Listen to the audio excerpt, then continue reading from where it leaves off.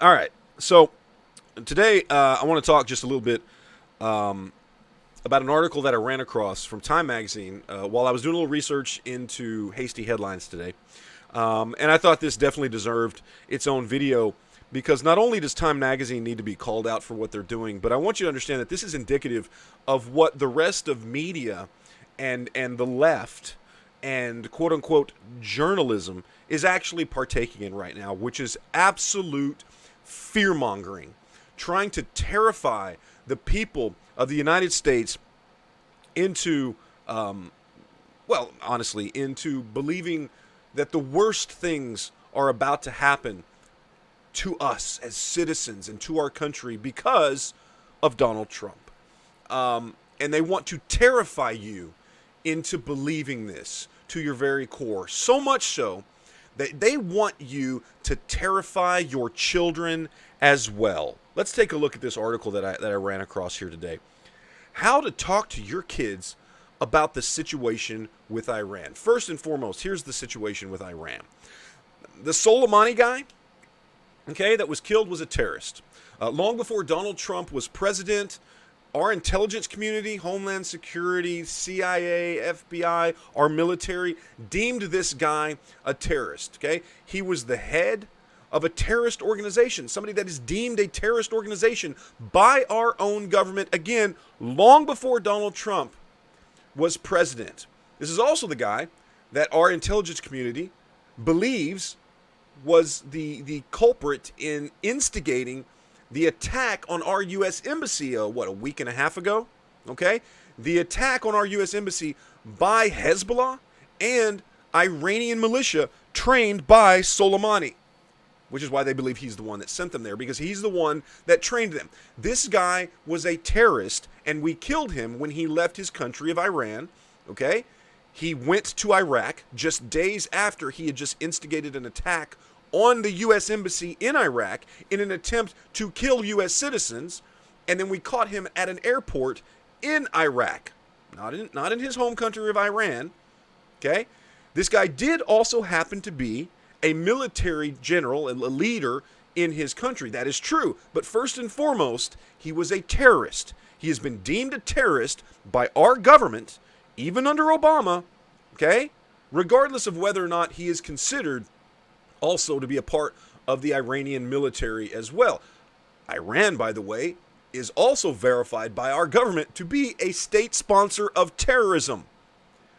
Okay? That is the situation in Iran. Now, yes, there are some issues with him killing a foreign leader and us, drone striking a foreign leader. There are some issues there. I'm not going to lie. Okay? But that's not moral. Okay? Those are legal issues according to the international community, right? There's a difference. Morally, this guy was a horrible human being and deserved to die. That is the situation in Iran. If you want to talk to your children, by the way, about this situation, although I don't know why you would, because let's see, Obama bombed Iraq, Afghanistan, Syria, Libya, and at least a couple other countries as well during his 8 years in office, and we were never told to talk to our children about the situation in Libya. Oh my goodness. Oh my goodness. But let's go ahead and look and see what Time Magazine is saying. I'm just going to go over a couple things here real quick. First of all, these first few paragraphs are just telling you, oh, this is what happened, and oh my goodness, Time for Kids is here to help you take care of your children because they might be stressed about this situation. Really? I don't know many kids that care about us drone striking anybody in Iran, but okay. So what do they tell you to do? First of all, if your children ask, who was Soleimani? He was the top military leader in Iran, a country in the Middle East. Or you could lead with the fact that he was a terrorist that probably was directly responsible with hundreds, if not thousands, of dead U.S. soldiers and civilians and countless thousands of other civilians from other countries that were not American.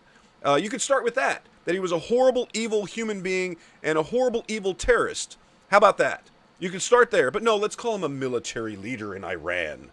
No, he was a terrorist who also happened to hold a position in the Iranian military. Also, Iran is a country that state sponsors terrorism. That's a better description of who this guy was. Why did the U.S. take action against Soleimani? President Donald Trump has called Soleimani a terrorist. No, our intelligence community called Soleimani a terrorist. Again, since before Trump was even president, our intelligence community has known this guy was a terrorist. Okay? Under Obama, our intelligence community called this guy a terrorist. And it goes on to say, Trump says Soleimani ordered attacks on American military and diplomats and was planning attacks against Americans in the Middle East. Again, no, our intelligence community said this. Our intelligence community told him, and then he said, okay, well then you can carry out the attacks. Here's what happened. Okay? I don't even have to have direct knowledge to understand how this works. Okay? Trump didn't just sit there one day in the Oval Office and go, you know what? I think Soleimani was the guy that ordered these attacks, and you know what? I think right now he's sitting at an airport in Baghdad, and I think I should order the military to go and drone strike him. No. The military and the intelligence community came to him with information and said, hey, you know the guy that we said ordered these attacks on the U.S. Embassy and tried to kill Americans and has killed Americans in the past and helped create Hezbollah and train Hezbollah and other Iranian militias that are constantly killing people all the time and is definitely a terrorist? You know that guy? Well, we found him in Baghdad. He's not even in Iran. Just so happens, by coincidence, he's in the country where he just ordered a whole bunch of people to attack our embassy. We think we got a bead on him, and we can take him out. And guess what? Trump went, okay, do that. That's what happened. Okay, Trump didn't just magically go, oh, I think Soleimani's a terrorist. My third eye told me that. No, that's not what happened. The intelligence community, the collective intelligence community of the United States told him that. Anyway, goes on, for this reason, Trump ordered the U.S. military to kill Soleimani. No, again, the military came to him and said, we have this information. What do you want us to do with it? We can get him right now. Do you want us to proceed? And he said, yes. But see, that doesn't play well into the fear-mongering, okay?